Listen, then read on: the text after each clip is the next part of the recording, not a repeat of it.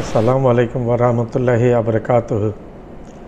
দর্শক, আবার 24 ঘন্টা বিরতি দিয়ে আপনাদের সামনে হাজির হলাম। আশা করি ভালো আছেন। দুটি কথা নিয়ে আপনাদের সামনে আসলাম। হর্ষবর্ধন শ্রিংলা, এই লোকটিকে হয়তো আপনারা কম বেশি চিনবেন। সাবেক রাষ্ট্রদূত বাংলাদেশে, ভারতের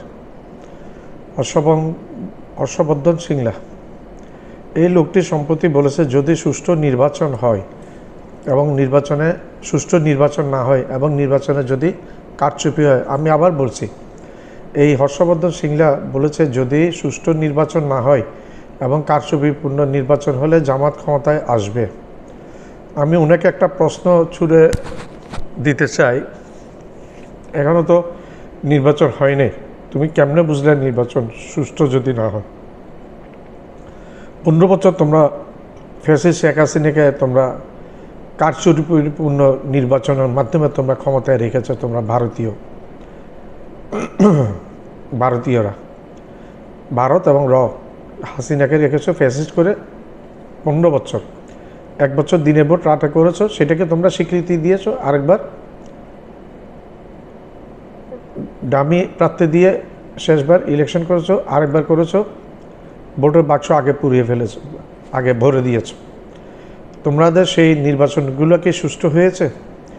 একটিমাত্র কোন গালে তোমরা এই সমস্ত কথাবার্তা বলো? একটিবার তো তোমরা বলতে পারলে না, একটিবারের জন্য বলতে পারলে না তোমরা,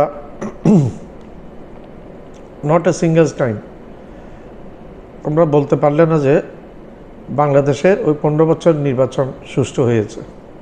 বলো নাই, তোমরা এড়িয়ে যাও। তোমরা আসল শুধু বাংলাদেশে পাশায় লাথি দেওয়ার জন্য। তাহলে আরে mind your own business man. First you have to see your own eyes, you have to see your face on the mirror, then you can recognise if you are a good man, you can recognize, but you are not a good man at all. For this way you are talking like this, all this bloody talking.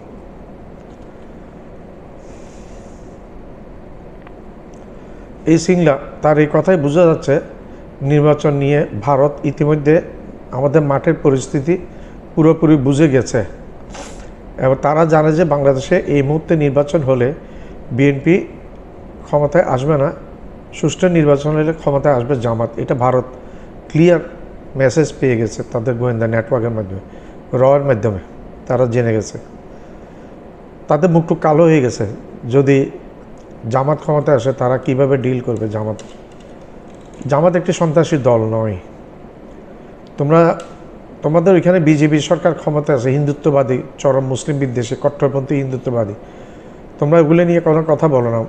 মুসলমানদেরকে নিয়মিত তোমরা হত্যা করো, মুসলমানদেরকে পাঠিয়ে দাও, তোমরা ধরে ধরে বাংলায় কথা বললে ওগুলো পুশব্যাক করো। এগুলো তোমাদের, আমি একটু পরে এগুলো নিয়ে আলাপ করবো আবার। তারা বুঝে গেছে বিএনপি ক্ষমতায় আসবে না।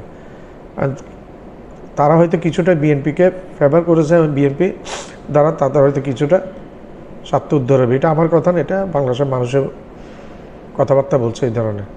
তবে ওয়াশিংটন পোস্ট, ইন্ডিয়ার নামকরা পত্রিকা এবং জার্মান ডয়চে ভেলেতে অলরেডি প্রকাশ হয়ে গেছে যে বাংলাদেশের জামাত ইসলামী ক্ষমতায় আসতে যাচ্ছে। এখন এগুলা বানচাল করার জন্য ভারত এবং আওয়ামী লীগ মিলে অনেক কূট চক্রান্ত করছে। আশা করি বাংলার মানুষ এগুলা বরদাস্ত করবে না, এগুলো প্রতিহত করে দিবে। বিএনপিকে ইতিমধ্যে ঢাকা বিশ্ববিদ্যালয়ের ভিপি সাদিক কাইম বলে দিয়েছে বিএনপিকে, আমরা এটা দেখলাম ওনার বিবৃতিতে, যে হাসিনাকে যেভাবে তাড়িয়েছে লাথি মেরে, বিএনপিকে নাকি ছাত্ররা এইভাবে তাড়াবে। এটা ওনাদের কথা, আমি রাজনীতি বুঝি, রাজনীতি করি না। এটা ওনার বক্তব্যটা আমি তুলে ধরলাম।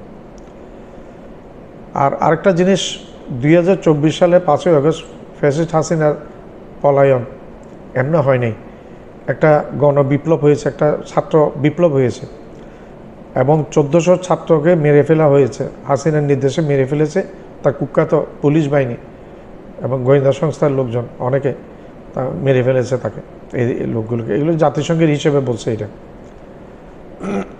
এখন সেই রেজিম আর নাই, কিন্তু রেজিমের পদার্থগুলো এখনও আছে বিরাজমান। আস্তে আস্তে আশা করি এগুলো আস্তে আস্তে বিতাড়িত হবে।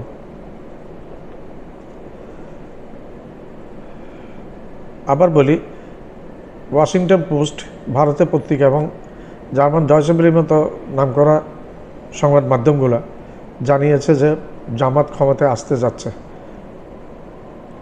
এবং কি করবে জানেন, পরিকল্পিতভাবে ভারত এই একটি মিথ্যা ন্যারেটিভ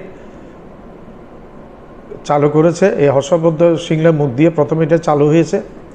এটা দেখবেন নির্বাচন হওয়ার পরদিন থেকে তারা বলতে থাকবে, লিখে রাখুন, বাংলাদেশের ব্যাপারে তারা এই মিথ্যা প্রপাগান্ডা ন্যারেটিভ চালু রাখবে, বলতে থাকবে। ভারত প্রথমে ছড়াবে বাংলাদেশের আসন্ন নির্বাচনের পরে। বাংলাদেশের ব্যাপারে মিথ্যা ছড়ানো দাদাবাবুদের প্রথম স্বভাব।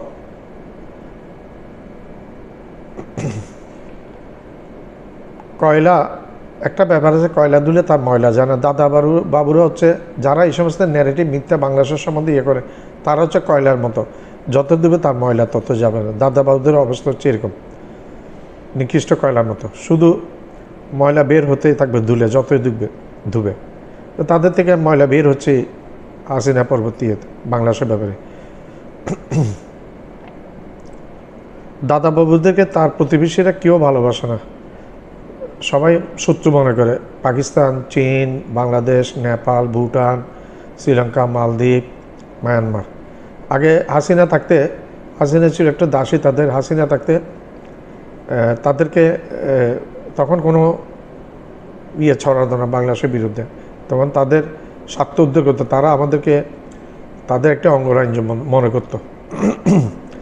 হাসিনা পরবর্তীতে এখন তাদের স্বার্থে আঘাত লেগে গেছে, সব জায়গা থেকে ডক্টর ইউনূস সাহেব তাদেরকে বিতাড়িত করছে, মাথা খারাপ হয়ে গেছেন, তাদের মিথ্যা ছড়াবে, ন্যারেটিভ ছড়াবে, এগুলো তাদের স্বভাবগত কাজ। কারণ কেউ দেখতে পারে না, আমেরিকা দেখতে পারে না। ট্রাম্প তো সরাসরি বলে দিয়েছে মোদি দেখতে সুন্দর কিন্তু সে একজন খুনি, 2বার করে বলেছে ইন্দোনেশিয়ার একটি সম্মেলনে এসে। আমেরিকাতে অজিত দোভাল যেতে পারবে না, আমেরিকাতে ভারতে অনেকে নিতে পারবে না, গেলেই গ্রেপ্তার হবে। কানাডার সাথে সম্পর্ক খারাপ, কানাডা থেকে বিতাড়িত করছে, কানাডাতে একটা শিখ নেতাকে মেরে ফেলেছে। আমেরিকাতে মারতে চেয়েছিল, কিন্তু আমেরিকার গোয়েন্দা সংস্থার কারণে সেই প্রচেষ্টা ব্যর্থ হয়েছে। রর কাজ হচ্ছে দেশে দেশে মানুষ হত্যা করা, মানুষ খুন করা, যাদেরকে তাদের পছন্দ না তাদেরকে খুন করা, এটা হচ্ছে রর কাজ।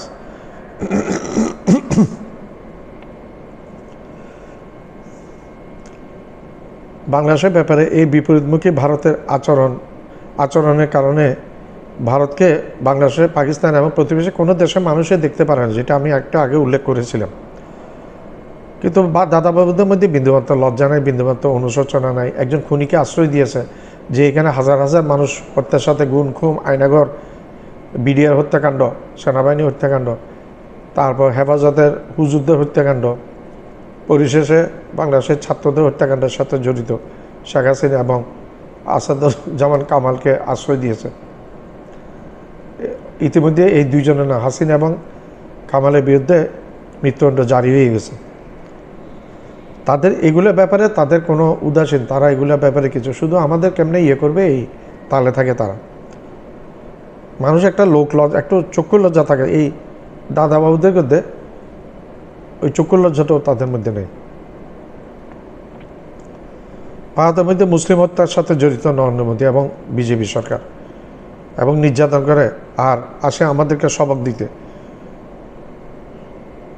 প্রতিবেশী, একটু আগে বললাম, প্রতিবেশী, তাদের সাথে প্রতিবেশী কোনো একটা দেশের সাথে ভালো সম্পর্ক নেই। আপনারা দেখেন, চীন, নেপাল, বাংলাদেশ, শ্রীলঙ্কা, মালদ্বীপ, তারপর ভুটান, বার্মা, শ্রীলঙ্কা, কারোর সাথে ভালো সম্পর্ক নেই।